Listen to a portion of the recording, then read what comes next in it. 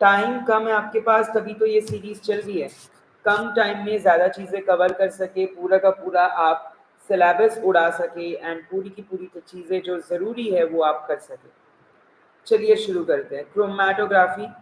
Chromatography is a process of separation of components of a mixture. Chroma means color, graphy means separation. So chromatography can be on the basis of bed, like column chromatography, planar chromatography, thin layer chromatography and paper. Paper में भी दो type है, ascending chromatography and descending chromatography. ठीक है, paper आप वॉटमैन filter paper ऐसे करते हो, राइट, कॉन्सेंट्रिक सर्कल में सेपरेशन होता है कि नहीं? गैस और liquid based on the phases chromatography का सेपरेशन होता है। Gas solid chromatography, gas liquid chromatography, liquid liquid chromatography, solid liquid chromatography. Mechanism of action: affinity chromatography, adsorption chromatography, partition chromatography, adsorption, partition and gel filtration, जिसको gel permeation भी कहते हैं, gel filtration, gel permeation, size exclusion, ion exchange chromatography, जिसमें हमारे पास cationic exchange and anionic exchange chromatography आएंगे, cationic exchange and anionic exchange chromatography आएंगे। Yes or no? Yes or no? Hi Anna. Are we all clear till here? Do we have any doubts?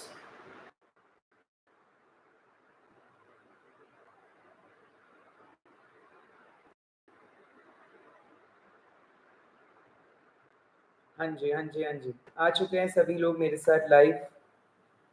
Yes, light चली गई है यहाँ पे light चली गई है। कोई नहीं, कोई नहीं, लाइट जाए कुछ भी जाए, हमें पढ़ाई से कोई नहीं रोक सकता, राइट। हमें क्रैक करना ही है एम्स। लाइट जाए लाइट ना जाए हमें कोई फर्क नहीं पड़ता, हमारी तैयारी रुकनी नहीं चाहिए। यस और नो?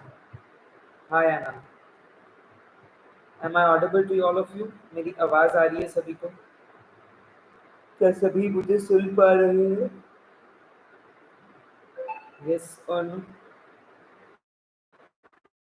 आगे बढ़ते चलेंगे, हम आगे बढ़ेंगे। मेरा स्क्रीन दोबारा दिख पा रहा है आप लोगों को? शुरू करेंगे, शुरू करेंगे।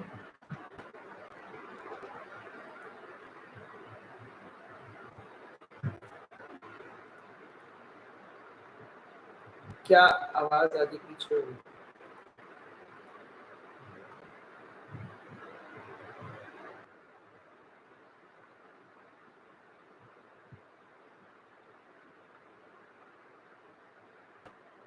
अब सही आवाज सभी को?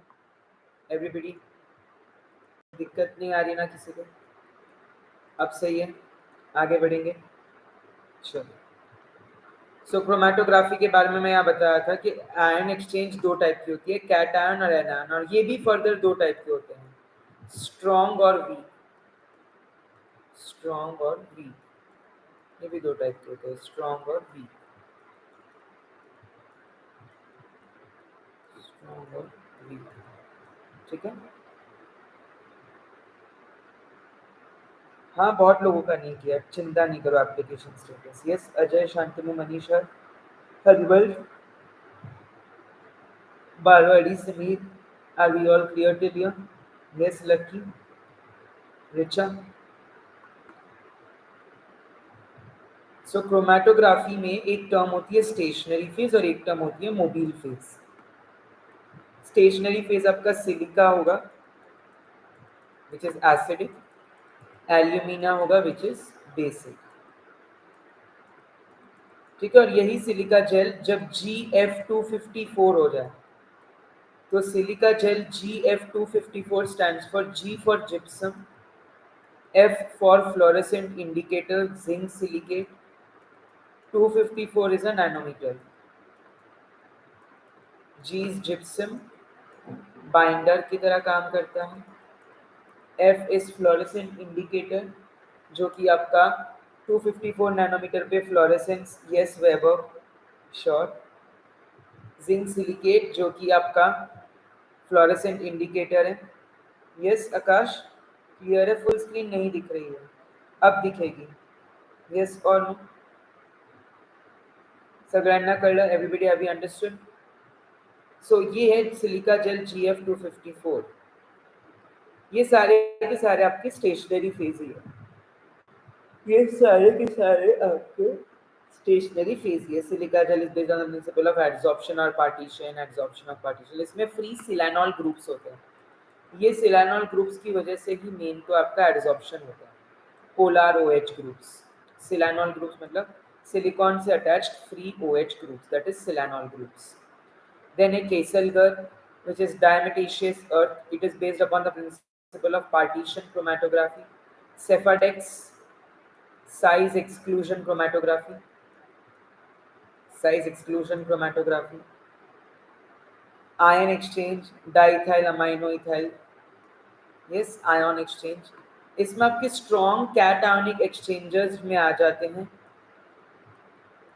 SO3H- और वीक में आ जाते हैं COO-। सिमिलरली स्ट्रॉन्ग कैटायनिक में एनायनिक में आ जाते हैं NH3 और NH4। ठीक है, ये आपके एनायनिक एक्सचेंज रेजिन्स हैं, ये आपके कैटायनिक एक्सचेंज रेजिन्स हैं। क्या सभी मेरे साथ है? Is everybody with me? Thank you so much, thank you so much, खूप बरं वाटलं, खूप चांगलं वाटलं मला। येस, पुढे जाऊया, कैन वी मूव अहेड, आगे चलेंगे, બધા મારી સાથે છે, યસ કી चॉल बे, કેમ ઓન છે? नॉर्मल फेज और रिवर्स फेज, अब दो फेज होते हैं। रिवर्स फेज में stationary phase is non polar, mobile phase is polar. Normal phase में stationary phase is polar, mobile phase is non polar. Okay, normal phase is used for the separation of lipophilic substance. Reverse phase is used for the separation of almost most of the components, mostly hydrophilic. Mostly hydrophilic. Yes, are we all clear till here? Are we all clear till here? Anybody having any doubts?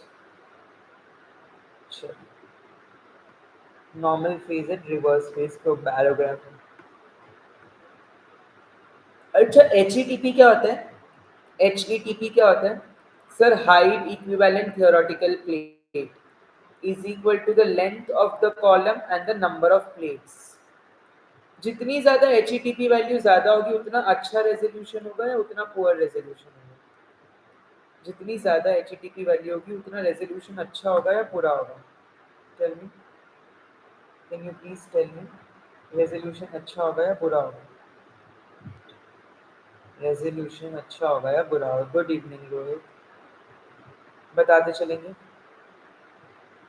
अच्छा होगा, जितना higher the HETP value greater is the resolution. Yes, is it? Higher the HTTP value, greater is the resolution. Is it? Resolution, capacity factor, selectivity factor, क्या ये हम सबको पता है क्या होता है? Capacity factor कप्पा से डिनोट होता है। How strongly it can be retained? Selectively. Ability to distinguish, it is represented by alpha. Alpha is a selectivity factor, kappa is a capacity factor. No book is sufficient for any exam. हर एक exam का एक syllabus आप किसी भी एक book में combine कर ही नहीं सकते। Always refer to some PYQs, उससे बेस कॉन्सेप्ट पढ़ो और कॉन्सेप्ट अलग अलग स्टैंडर्ड बुक से पढ़ो। ऐसी कोई भी बुक नहीं है जो आपको हर एक चीज देगी, ना ही कोई मेरी बुक है, ना ही कोई किसी भी कहीं और की बुक है। ठीक है, चलिए। RF value is nothing but distance traveled by solute upon distance traveled by solvent. RF value क्या होती है? Distance travelled bye solute divided by distance travelled bye solvent. Yes, everybody clear है?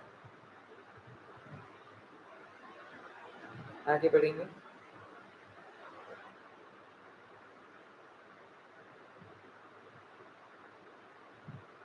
ये इलियोट्रोपिक सीरीज होती है, इस सीरीज को इलियोट्रोपिक series कहते हैं,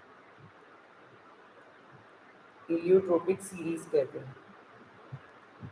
इसकी ग्रेटेस्ट इल्यूटिंग पावर होती है, इसकी वीकेस्ट इल्यूटिंग पावर होती है। ठीक है, क्रोमैटोग्राफी का बेसिक बता दूं मैं, क्रोमैटोग्राफी का बेसिक बता दूं मैं आपको। देखिए क्रोमैटोग्राफी में क्या होता है, पहले तो आप प्लेट होती है, ठीक है, जिसपे आप स्टेशनरी फेज को, सो पहला है the preparation of TLC plate, जिसमें आप स्टेशनरी फेज लगाते हो, काफी बार प्री कोटेड प्लेट्स भी आती है। देन आप अप्रोप्रिएट, जो सेकेंड स्टेप होता है वो होता है सॉल्वेंट, अप्रोप्रिएट सॉल्वेंट को सिलेक्ट करते हो कॉम्पोजिशन में। सो दो टाइप के होते हैं, एक होता है आइसोक्रेटिक इल्यूशन और एक होता है ग्रेडियंट इल्यूशन, जो कि सॉल्वेंट के कॉम्पोजिशन पे बेस्ड होता है। तो आइसोक्रेटिक इल्यूशन में composition of mobile phase remains constant, जो मोबाइल फेज का कॉम्पोजिशन होता है ना वो कांस्टेंट रहता है। एंड ग्रेडियंट इल्यूशन जो होता है ना, composition of mobile phase does not remain constant. Isocratic में composition of mobile phase remains constant. Gradient में composition of mobile phase does not remain constant. ठीक है, चेंज होता है। जैसे अगर मैंने 3:7 के रेशियो में लिया कोई सॉल्वेंट, तो मैं एंड तक 3:7 में यूज करूंगा। ग्रेडियंट में क्या होता है, अगर मैंने 4:6 में शुरू किया, फिर मैं 3:7 करूंगा, 2:8 करूंगा, चेंज करता जाऊंगा उसका ratio. So this is a gradient evolution, this is a आइसोक्रेटिक evolution. Okay, अब अपने सॉल्वेंट सिलेक्ट कर लिया अप्रोप्रिएट, उसके बाद जो थर्ड स्टेप होता है वो होता है स्पॉटिंग द सैंपल। सैंपल लगाते हो आप टीएलसी प्लेट पे एंड डेवलपमेंट चेम्बर में मोबाइल फेस को सैचुरेट होने के लिए रख देते हो। उसके बाद आप ये प्लेट उठा के इस चेम्बर में रखते हो, डेवलपमेंट चेम्बर में प्लेट उठा के रख देते हो। देन आप उसका आरएफ वैल्यू जो सॉल्वेंट फ्रंट है उसे ट्रैवल होने देते हो and then you visualise it. So visualisation की दो टेक्निक्स है, एक होता है फिजिकल मेथड और एक होता है chemical method. Two methods of visualisation, physical and chemical. Physical method में आप विजुअलाइज करते हो using UV fluorescence which are non destructive. Chemical में आप केमिकल रिएजेंट यूज करते हो, इस पे एक बार क्वेश्चन आया था केमिकल रिएजेंट पे। तो ninhydrin for proteins, Dragendorff for alkaloids, है ना, Liebermann Burchard solution for steroids. इस तरीके के अलग अलग प्रेपरेशन पे क्वेश्चन आया था विजुअलाइजिंग एजेंट्स पे, तो वो आपको याद रख के चलना है, वो आपको माय डियर याद रख के चलना है। यस और नो, यस और नो, क्या हम याद रखेंगे? सबको याद रहेगा? हाँ या ना? आगे बढ़ते चलेंगे, आगे बढ़ते चलेंगे, यस और नो?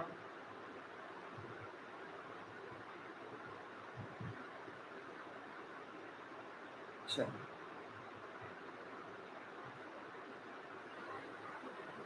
केमिकल रिएजेंट की लिस्ट है, ninhydrin, dinitrophenyl hydrazine for ketones and aldehydes, antimony trichloride for steroids. Okay, these are important ones. Iodine for unsaturated compounds.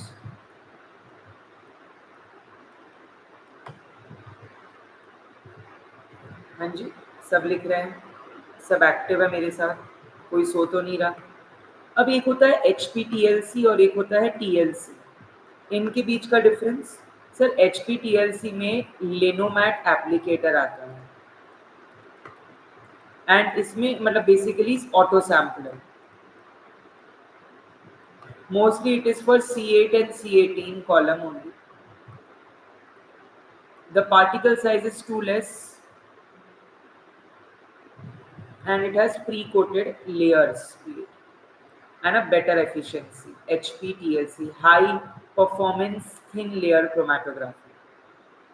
High performance thin layer chromatography. अब हाई परफॉर्मेंस थिन लेयर की बात करें और हम HPLC की ना बात करें तो ये कैसे संभव है? सो HPLC जो है और GC ये हम साथ में पढ़ेंगे। क्या फ़र्क है HPLC और GC में माय डियर? सोर्स का फ़र्क है क्या? यानी कि जो सैंपल है क्या उसका कुछ डिफरेंस है, डिटेक्टर का कुछ डिफरेंस है, कॉलम का कुछ डिफरेंस है? यस सर, HPLC में we have pre column and we have guard column. Pre column या गार्ड कॉलम और एक होता है main column, analytical column. Detector sir bulk and solute property detectors होते हैं HPLC में। GC is mostly for volatile samples. HPLC is widely used for almost all sample types.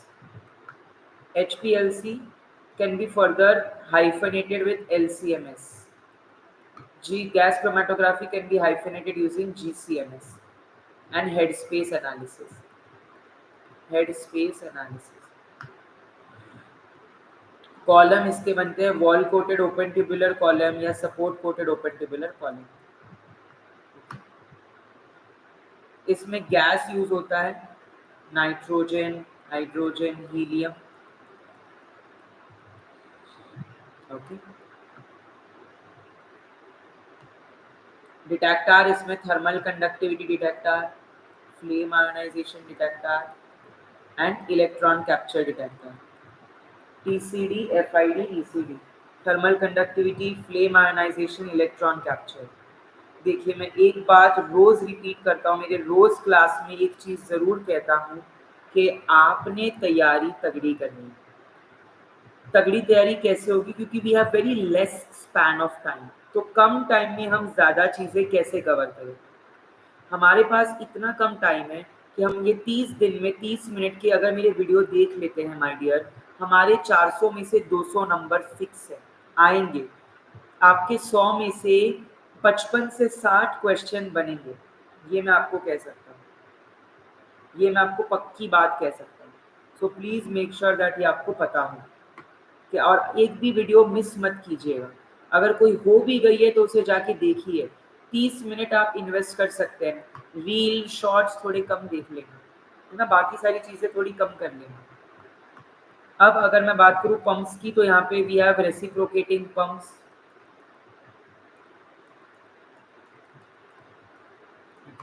और column जो है गैस क्रोमेटोग्राफी में दो टाइप के होते हैं, पैक्ड कॉलम और कैपिलरी कॉलम।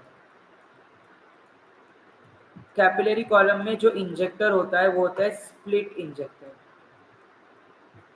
पैक्ड कॉलम में जो इंजेक्टर होता है वो है स्प्लिटलेस इंजेक्टर। सर स्प्लिट और स्प्लिटलेस क्या है? सो स्प्लिटलेस इंजेक्टर जो है ना, स्प्लिटलेस इंजेक्टर वो इंजेक्टर है, मतलब कि वो स्प्लिट नहीं होगा, सारा एक ही, सपोज ये एक मेरी ट्यूब है, ओके। सो अब इस ट्यूब में मेरा जो है थोड़ा यहाँ स्प्लिट होगा, थोड़ा यहाँ, तो जो ये मेरा मेन कॉलम है इसमें कम सैंपल जाएगा, करेक्ट। तो जो कैपिलरी कॉलम होता है उसकी जो डायमीटर होता है वो काफ़ी नैरो होता है। So for that narrow diameter इस तरीके का स्प्लिट कॉलम यूज़ करते हैं।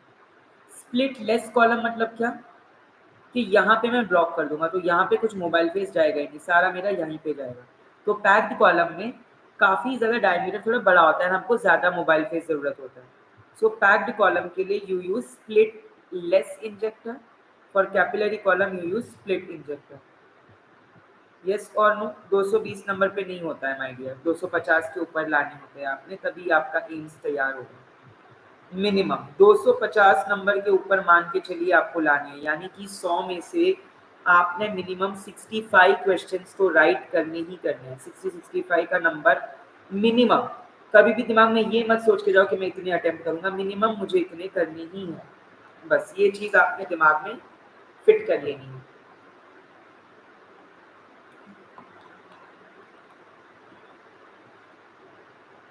ठीक है, HPLC और GC क्लियर है सबको?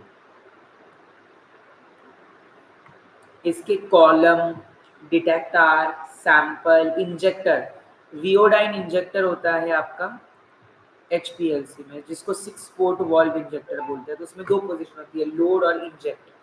तो ये भी काफ़ी इंपॉर्टेंट है। हाँ जी, हाँ जी बिल्कुल, जनरल वाले। Yes yes, Lalit, Deepshikha, Vicky, Abhijit,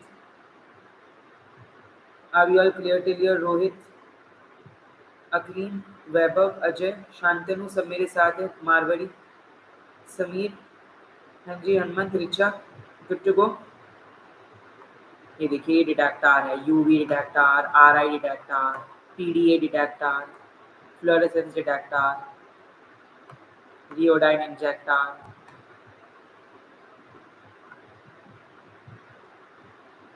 gas chromatography, GSC, GLC. ठीक है, इसमें इनर्ट गैस एक मोबाइल फेस की तरह काम करता है जो कि सॉलिड या लिक्विड कोटेड कॉलम में सेपरेट होता है।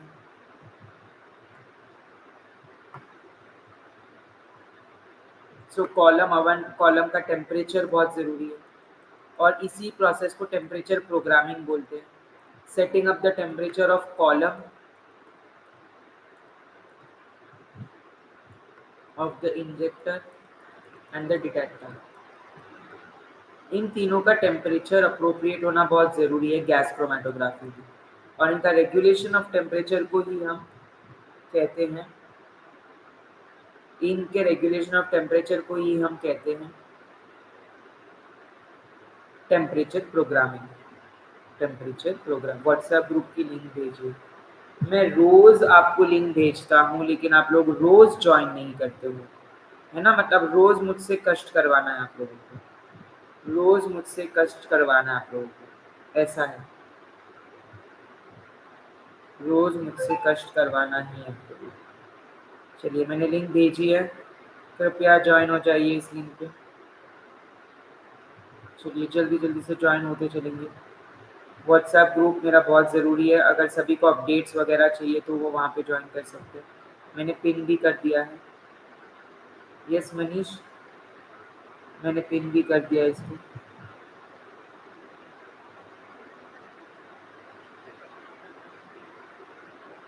आगे बढ़ते चलेंगे। Can we move ahead?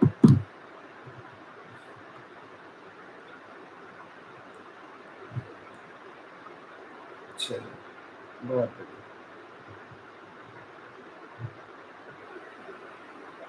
देखिए मैं 3 जॉब करता हूँ, आपको पता है। मेरा खुद का एक क्लासेस है, best pharmacy tips and tricks by Payam Vora.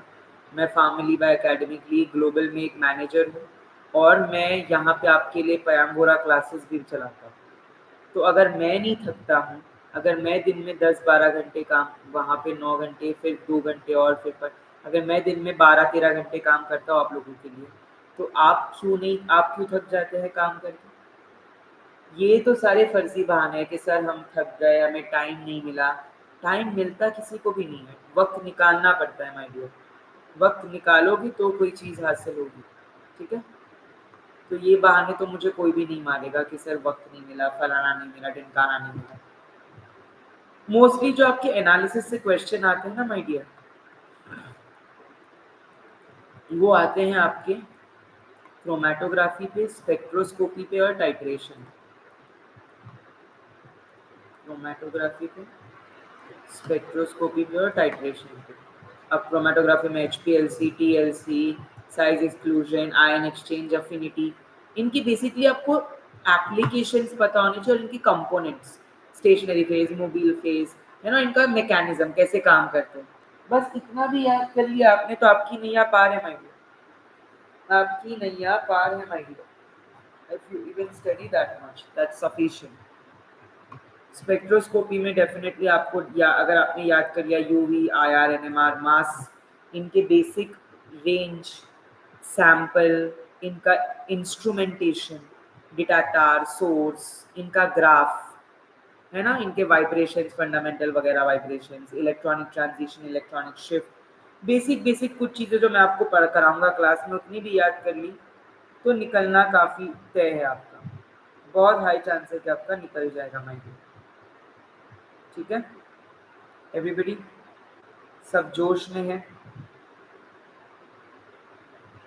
आगे बढ़ेंगे।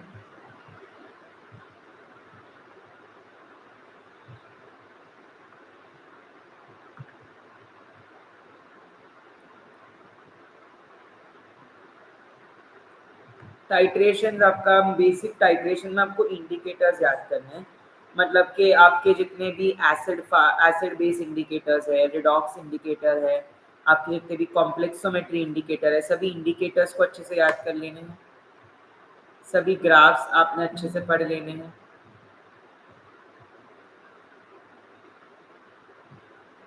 इंडिकेटर्स अच्छे से याद करने हैं, strong acid strong base graph वगैरह याद करने हैं अच्छे से, और बेसिक टाइप जैसे रिडॉक्स में आयोडोमेट्री, आयोडाइमेट्री, है ना। जस्ट आपने एक एक एग्जाम्पल भी याद कर लिया, वो भी सफिस है आपके लिए। क्या पता आपको पूछ लेना, तैयारी पहले से करके रखो, तैयारी पहले से करके रखो।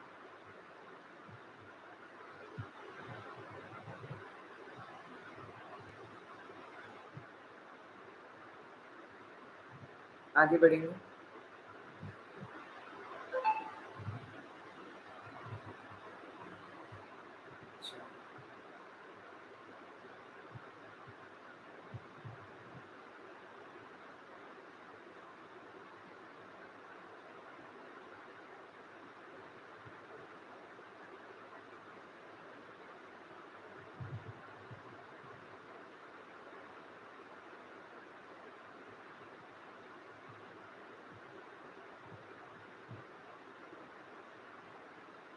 आज हम लोग कवर करेंगे titrations, types of titration. So we have acid base, redox, complexometry and iodometry, iodimetry. Iodine में di है ना, it is a direct titration. Iodo में di है नहीं, do है, it is a indirect titration.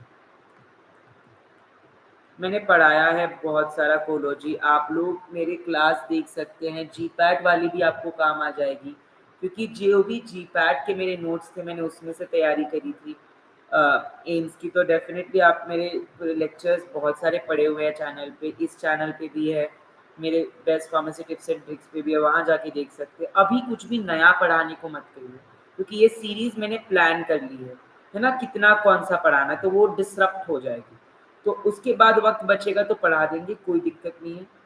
But फिलहाल इस सीरीज के साथ आप फ्लो चलते करेंगे, जितना पढ़ाया जा रहा है उतना तो पहले पढ़ के जाइए, उतना मिनिमम आपने करना ही करना है तैयार।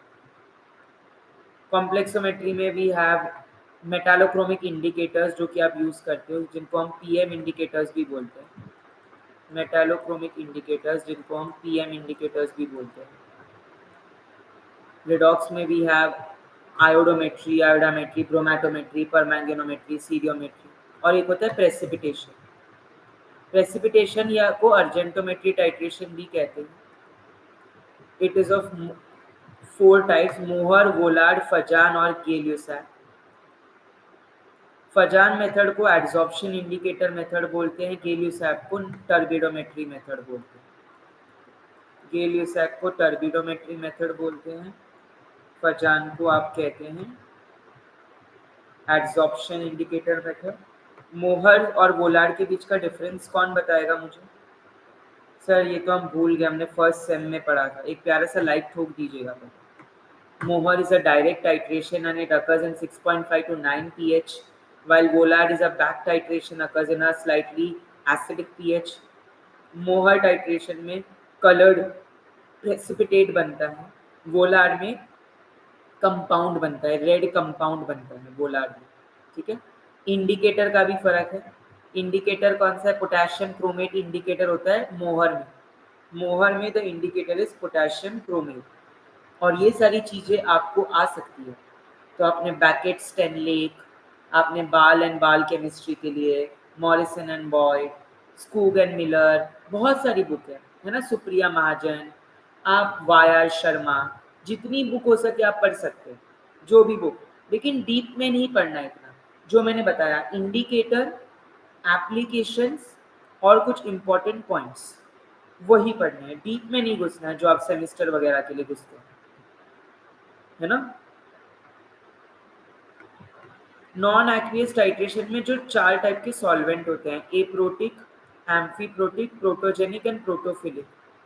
प्रोटोजेनिक सॉल्वेंट्स जो होते हैं वो आपके एसिडिक सॉल्वेंट होते हैं, प्रोटोफिलिक आपकी बेसिक सॉल्वेंट्स होते हैं। प्रोटोजेनिक आपके एसिडिक सॉल्वेंट होते हैं, प्रोटोफिलिक आपकी बेसिक सॉल्वेंट्स होते हैं। Protogenic solvents are mostly examples है sulphuric acid, hydrochloric acid. Protophilic के एग्जाम्पल है pyridine, butyl amine etcetera. Amphiprotic के एग्जाम्पल है वाटर, अल्कोहल। एप्रोटिक का एग्जाम्पल है chloroform and benzene. Chloroform and benzene. तो आपने ये सारी चीजें याद कर लेनी है हमारी। You have to remember all of this. और ज्यादा मैं करा भी नहीं रहा, देखिए आधा आधा घंटे का सेशन लेता हूँ मैं आप लोगों का, राइट। 30 दिन में 30 मिनट, कितने मिनट हो गए? 900 मिनट। 900 मिनट में आपने तैयारी अच्छे से करनी है। 900 मिनट में तैयारी आपने अच्छे से करनी है भाई। 900 मिनट की तैयारी यानी 15 घंटे। अगर आपने अच्छे से जो क्लासेस में पढ़ाया गया उसे सुना है, देखा है, लिखा है और पढ़ा है, बाद में देखा, लिखा, सुना और पढ़ा, फर्क नजर आएगा आपको खुद में, खुद की तैयारी में, खुद के मॉक टेस्ट में काफी फर्क नजर आएगा।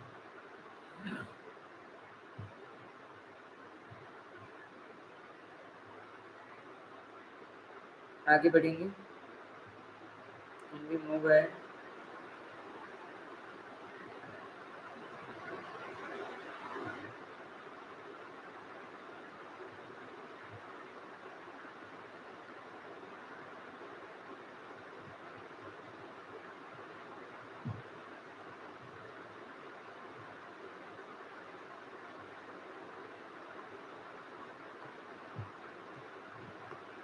कॉम्प्लेक्सोमेट्री के इंडिकेटर मॉडर्न ब्लैक, इरियोक्रोम, सोलोक्रोम, म्यूरेक्साइड। अब ये टेबल आपकी ज़बां पे होना चाहिए। स्पेशली फिनोल्फ्थेलिन का कलर चेंज कौन से मीडिया में कौन सा कलर देता है, फिनॉल रेड का colour change, pH, methyl orange और मिथाइल रेड का कलर चेंज और pH, red in acidic pH, bromophenol blue का, मिथाइल वायलेट इंपॉर्टेंट नहीं है, नैफ्थेलिन और क्रिसोल ये इंपॉर्टेंट नहीं है, बट जो मैंने सर्कल किए हैं उसे अभी इसी वक्त आपकी कॉपी में लिख लिया जाए। Bromophenol blue, methyl orange, methyl red, phenol red, phenolphthalein. Acidic media में कौन सा कलर देता है, बेसिक मीडिया में कौन सा कलर देता है, कौन सी पीएच में ये होता है। जैसे फिनॉल्फ्थेलिन पिंक कलर देता है in the basic pH, phenol methyl red और मिथाइल ऑरेंज एसिडिक पीएच में रेड कलर देता है, वरना वो येलो। तो इसी तरीके के क्वेश्चन आपको पूछे जाएंगे माय डियर, पीएच रेंज पे, कलर साइड पे। तो वो आपने अच्छे से तैयार कर लेने हैं माय डियर, वो आपने अच्छे से तैयार कर लेने हैं माय डियर। क्या हम कर लेंगे उसे तैयार अच्छे से? क्या हम अच्छे से उसे तैयार कर लेंगे सभी लोग? हाँ या ना में जवाब दीजिए फटाक से। चलिए, सो आज का ये जो पार्ट 1 है एनालिसिस का ये होता है ख़त्म। कल हम जुड़ जाएंगे 10 बजे पार्ट 2 के लिए, ठीक है। पार्ट 2 में मैं फार्मास्यूटिकल एनालिसिस को पूरा करूंगा, कंप्लीट करूंगा। टाइमिंग कल का मे बी 10:30 भी हो सकता है, मे बी कल फरीद सर आपकी नॉन फार्मा की क्लास ले, राइट, कुछ भी हो सकता है। तो कल आप 10 बजे तो जुड़ेंगे, लेकिन या मेरे साथ या नॉन फार्मा के लिए, वो आप डिपेंड करता है, ठीक है। तो सभी के सभी को ऑल द बेस्ट, अच्छे से तैयारी करो, जितनी भी क्लासें हुई हैं उनको रिवाइज करो, कोई मिस हुई है तो वो क्लास की दोबारा रिकॉर्डिंग देखो, दोबारा उसको प्रिपेयर करो। और जितने भी टॉपिक्स मैंने बताया उनको थोड़ा थोड़ा, अगर आपके वो रिवाइज करके हो गए हैं उनको थोड़ा डीप में पढ़ लो, थोड़ा सा और, है ना। ऐसे नहीं कि रुक जाओ कि भाई कॉन्फिडेंट हो जाओ, भाई मैंने तो तैयारी कर ली, प्याम सर ने इतना बोला था इतना कर लिया। थोड़ा सा एक स्टेप और लो, थोड़ा और डीप में जाओ, बिकॉज एम्स का पेपर है, हम कह नहीं सकते कि क्या पता थोड़ा सा और डीप में आ जाए ना। तो थोड़ा डीप में कर लेंगे। मैंने तो आपको सुपरफिशियली पूरा समझा दिया, थोड़ा डीप जहाँ जहाँ जरूरत थी वो भी बताया, है ना। और कोई डाउट्स है आप लोगों की? डीआई की प्रिपरेशन करा रहे हैं? डीआई की प्रिपरेशन में लाइव चालू करूंगा, शुरू करूंगा आरआरबी और डीआई का जैसे ही एम्स का खत्म होता है। सो 15 अगस्त से आपका लाइव शुरू हो जाएंगे, फ्रॉम 15 अगस्त डीआई और आरआरबी के। ड्रग इंस्पेक्टर और आरआरबी के लाइव आपको 15 अगस्त से देखने मिलेंगे हमारे चैनल पे, बिल्कुल। चलिए then, bye bye, have a good day, wishing you good luck.